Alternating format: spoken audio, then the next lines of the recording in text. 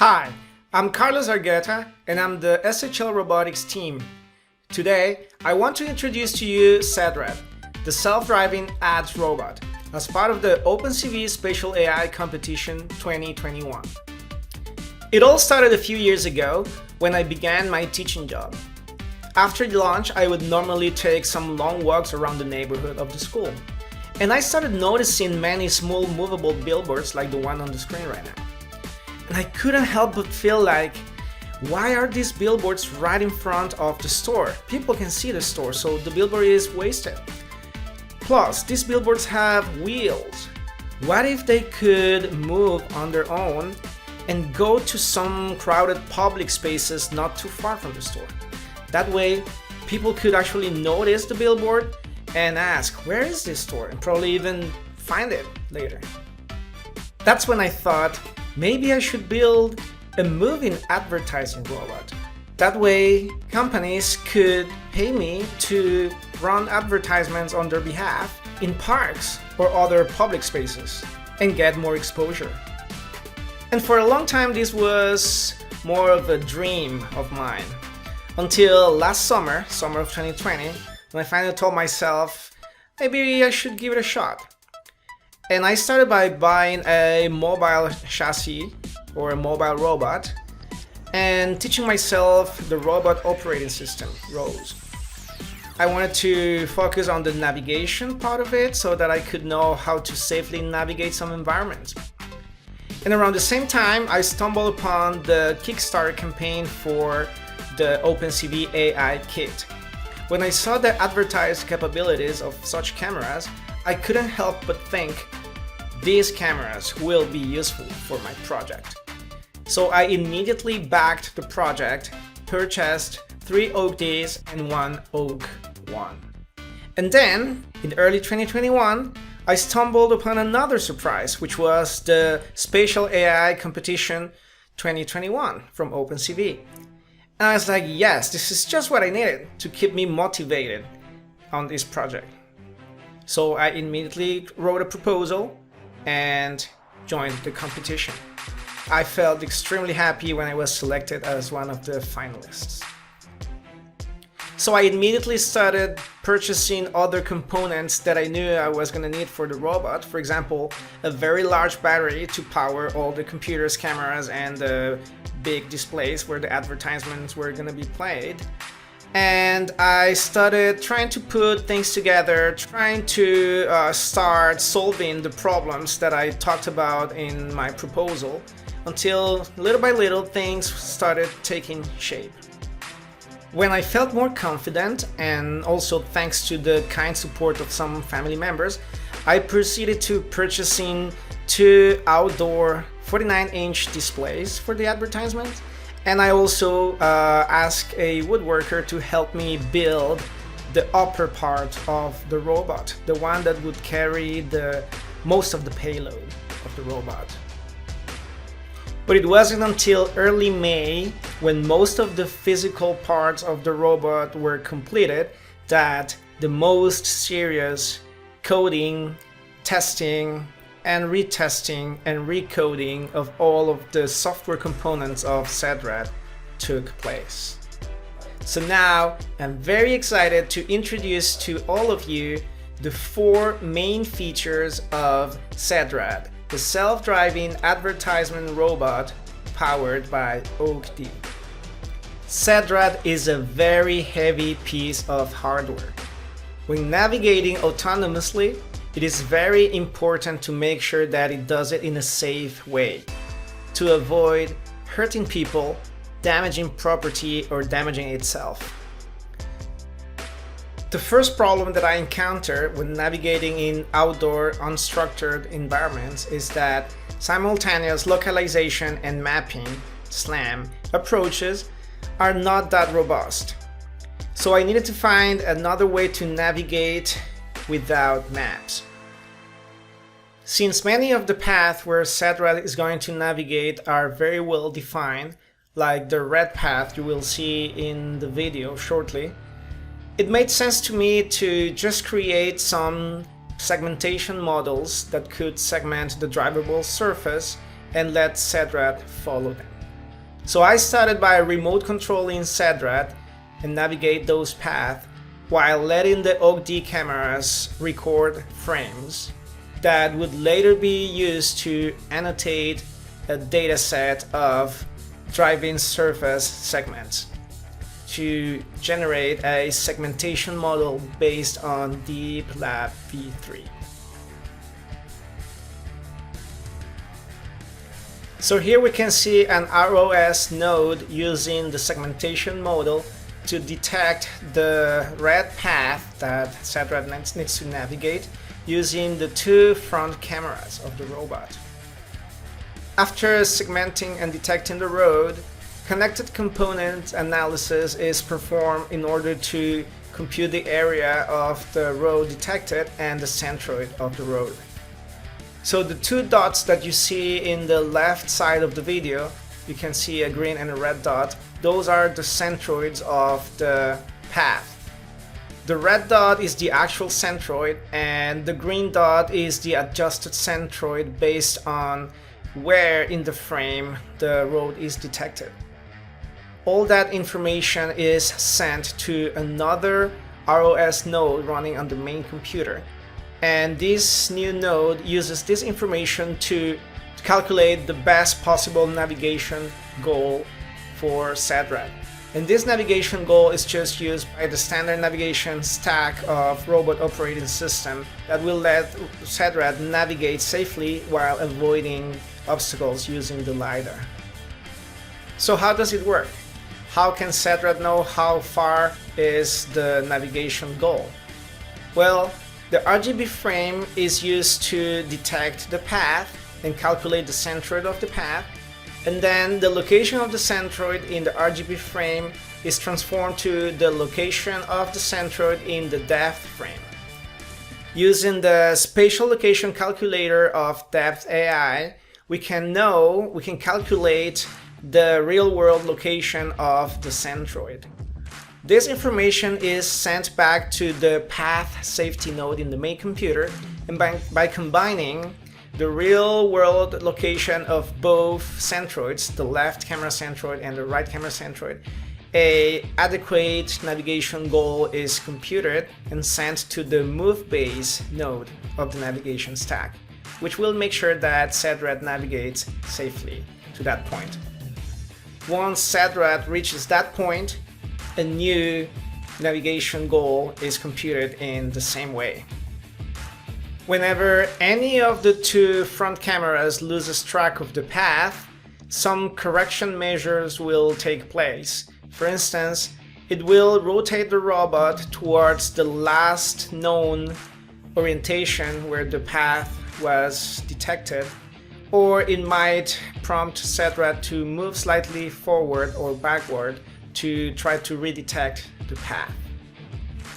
Also, two points, the starting and ending points, were predefined in advance, and whenever SEDRAD reaches one of those starting or ending points, SEDRAD will rotate by 180 degrees and go back to the previous point. This assuming that the path is just a straight line. And this is the first major feature of SEDRAD while navigating safely using OGD cameras. A way to detect the path to follow and navigate it safely by creating navigation goals that allow SEDRAD to navigate while avoiding obstacles using the LiDAR.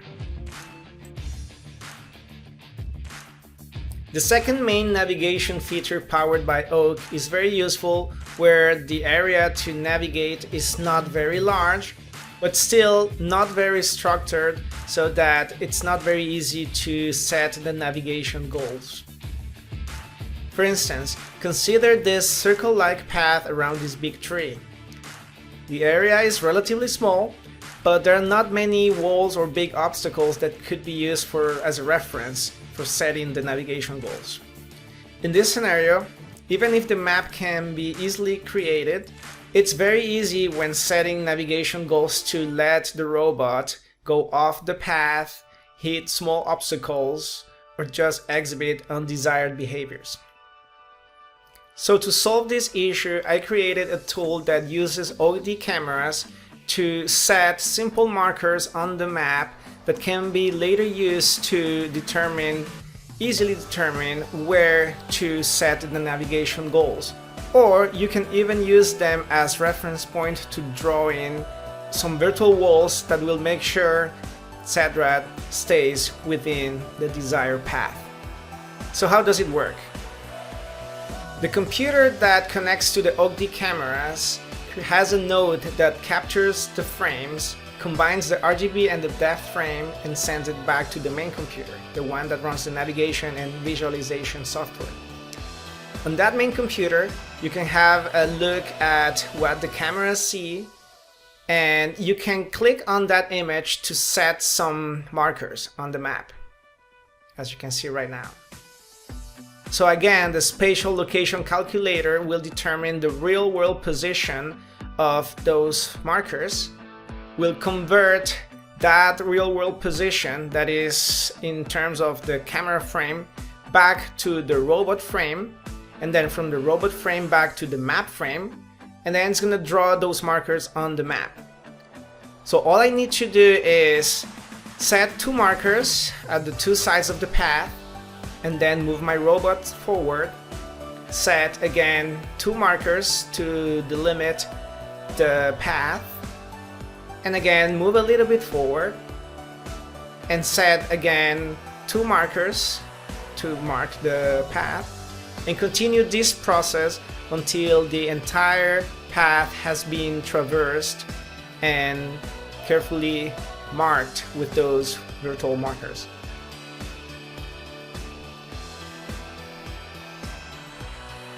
Once the mapping and marking process has concluded, we can save the map and then open it using an image editor and easily create virtual walls by using the virtual markers on the map as a reference. So here we can see how after creating the virtual walls, we can easily set the navigation goals, making sure that SEDRAD never leaves the intended path. The goals can be set manually, can be pre-recorded, or can even be set by using the segmentation models described before. The main point here is that by using this marking approach, we can easily create and delimit maps in otherwise very unstructured outdoor environments.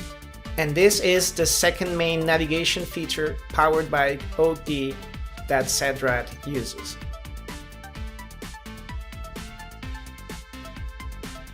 The third main navigation related feature powered by OD is related to the fact that I'm using a 2D LiDAR instead of a 3D LiDAR. The problem with 2D LiDAR is that if an obstacle is lower than the line of sight of the LiDAR, then the obstacle will not be detected. So let's see what happens to SEDRAD when navigating by only using the LiDAR for obstacle avoidance assistance.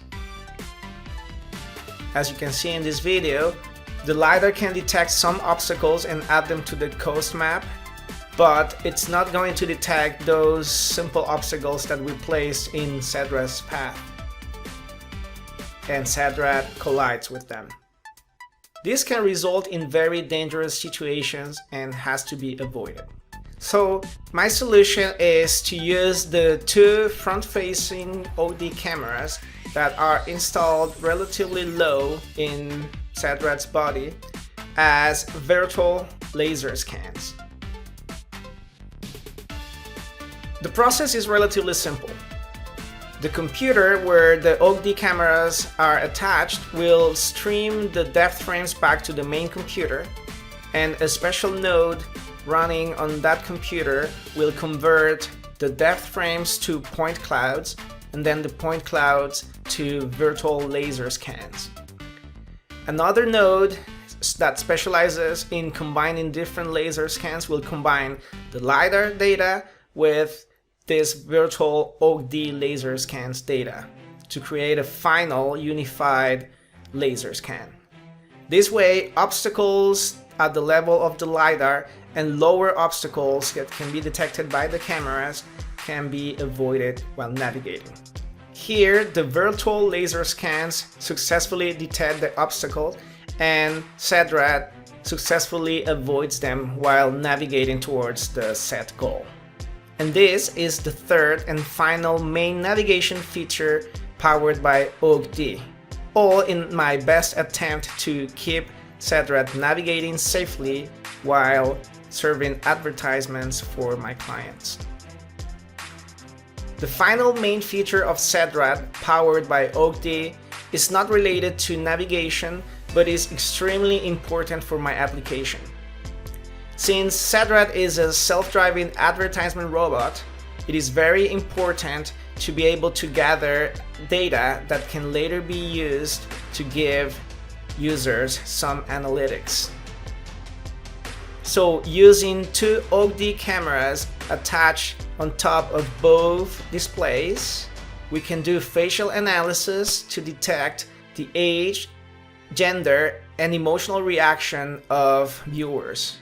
We can also track them to see for how long they look at the screens, whether they return, and level of attention. All this metadata in JSON format can be stored and later transformed into very useful graphs for further analysis. This is definitely invaluable data for our customers.